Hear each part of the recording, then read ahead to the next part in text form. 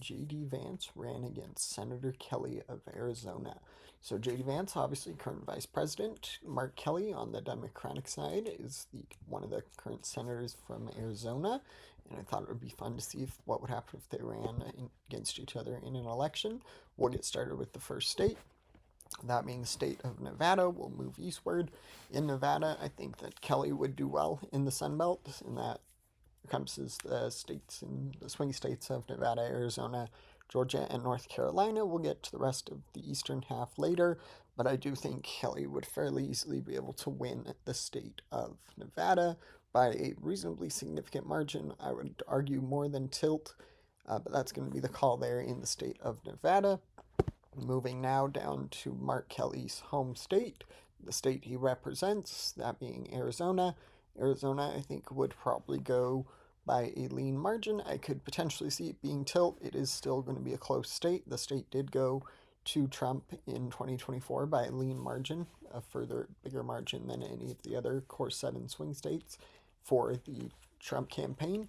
So it definitely has the potential to vote red. I think many of the trends that helped Trump and Republicans in general in the 2024 elections have largely been reversed, but I do think there is certainly enough of an impact just because Arizona will probably be relatively close no matter who the nominee ends up being, but I do think Mark Kelly would be a strong nominee to put forward in this for the Sun Belt as well as the Rust Belt, which we'll get to later. But that's going to be the call there in Arizona. Mark Kelly winning his home state. Now we're going to go to the other half of the Sun Belt, Georgia. I'm going to put Georgia into the tilt blue column. This state, I think, would probably be closer. I think Kelly would have a much harder time winning this state by a lean margin. And I did forget to do the district in Omaha, Nebraska. This district even went blue in 2024. And so I think Kelly would fairly easily win this district, probably by a more expansive margin, which is why I'm going to put the lean rating for the district there in the Omaha part of Nebraska. Back to Georgia. Georgia, I think, would be in the tilt blue column, but that is still a victory for Senator Kelly. Moving on to the next state, we have the state of North Carolina, which I'm going to put into J.D. Vance's column. The state, I think, would be probably the most likely state J.D. Vance would be able to win out of the core 7 swing states, and I think that he would. I do think it would possibly be close. We can take a look. Right now, the election odds have Democrats at about a 60%, 59% chance of winning the 2028 election. We're still quite a ways out, and we don't even know if these people are going to be the 2028 candidates. But I think in North Carolina, that J.D. Vance would be able to win that state by tilt margin. I think it would be close, like I mentioned with Arizona. Still a swing state. No matter who the nominee ends up being, it'll be close. And then we're going to now move to, I think in the state of Minnesota, it may be a more expansive margin. But as far as Wisconsin goes, I think Wisconsin is looking good for the Democratic Party.